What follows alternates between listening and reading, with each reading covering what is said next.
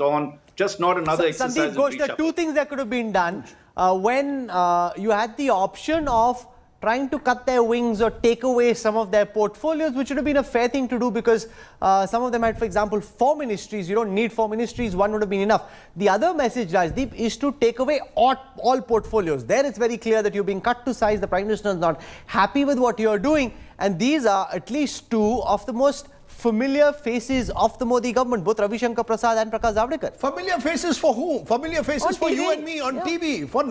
This is a Narendra Modi government. Let's get this very clear. This is a government where the face is Prime Minister Modi. Mr. Modi feels post-pandemic, post-Bengal, he needs to go for course correction. This is not a time for incrementalism. I think that's Mr. Modi's strength. You know, Mr. Modi, when he sets he is a CEO Prime Minister, right? He's not a Prime Minister who's dependent on regional leaders beyond a point. He doesn't have those sort of larger-than-life regional leaders that he has to accommodate. Maybe a Yediyurappa is an exception. But by and large, this is a Modi-centric government. So if he feels that Ravi Shankar Prasad has not performed, if the telecom policy needs a course correction, he will act. It's not just telecom, it's law, it's IT. He has the political authority. It's electronics.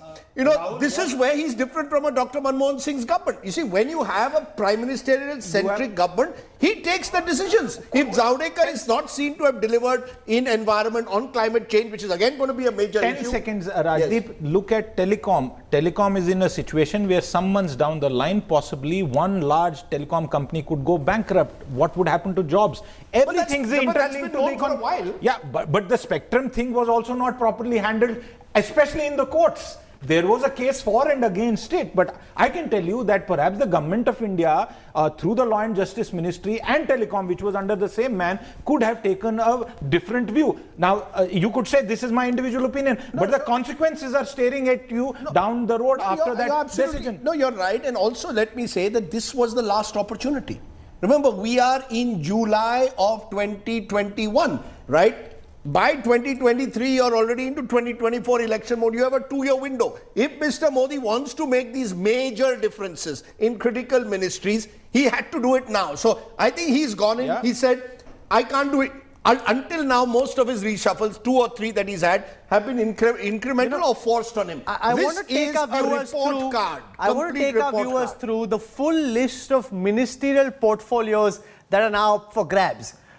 Some of these names that you've seen will be coming in to take over these very critical portfolios. Not at 9 a.m. yesterday, I spoke to one of the senior most ministers in this cabinet, somebody who's very closely involved in shaping this expansion, and I asked him, "Bada hoga ki chota? What's it like?" He said, "Rahul bhai, bahut bada hoga." You see that, and that's exactly what happened. This is a huge change. Here are the list of ministerial portfolios that are now open: Law and Justice, Communications, Electronics and Information Technology, Health and Family Welfare, Science and Technology, Earth Sciences, Environment, Forest, Climate Change, Information and Broadcasting, Heavy Industries and Public Enterprises, Social Justice and Empowerment. These are just some of the ministries. I've just read out for Ravi Shankar Prasad, Harshvardhan, Javadekar and Thawarchand Gehlot. Just for these 4 ministers, these are Rahul Srivastava, huge gaps. If it was a cricketing lineup, now suddenly you need a number 5, you need a number 6, you need a number 7.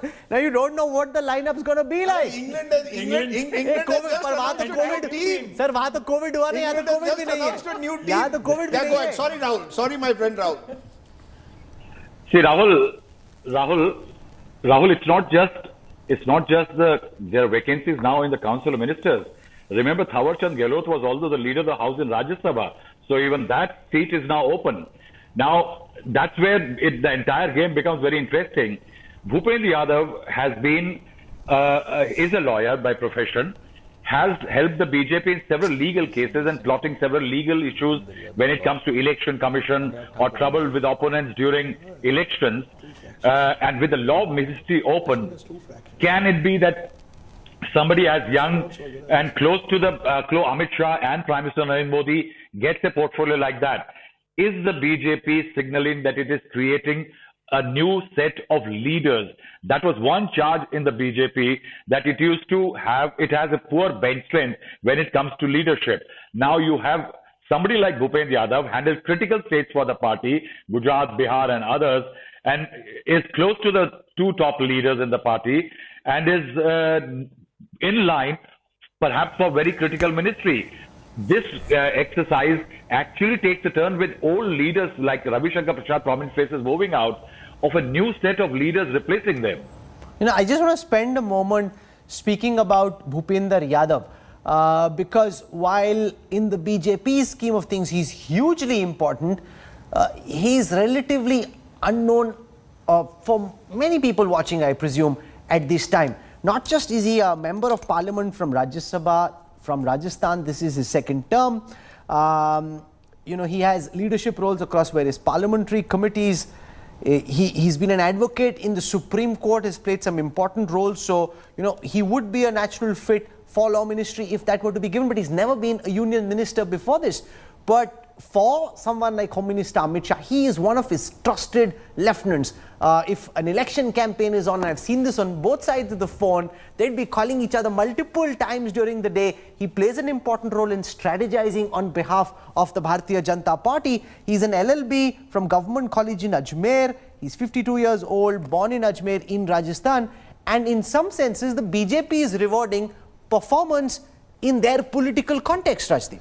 Absolutely. And let's be clear, and I said this before, the lines between the organization and the government in the BJP are not as straight-jacketed as they were in the Congress. You know, you can be a minister and you can also get involved in election campaigns, right? But I think at the moment the government has realized its priority is governance. For the next 2 years, it will be, its future, its image will be determined how it performs on governance criteria, not necessarily on, you know, where is my vote bank. He's tried to adjust to vote banks. We gave the example of Maharashtra. We can give the example of Gujarat. No, but OBC. He's done both. He's done. Look, I think it's a very, very clever exercise. You've ensured that your electoral arithmetic is met by ensuring that various caste groups and various leaders who may represent those caste groups are promoted.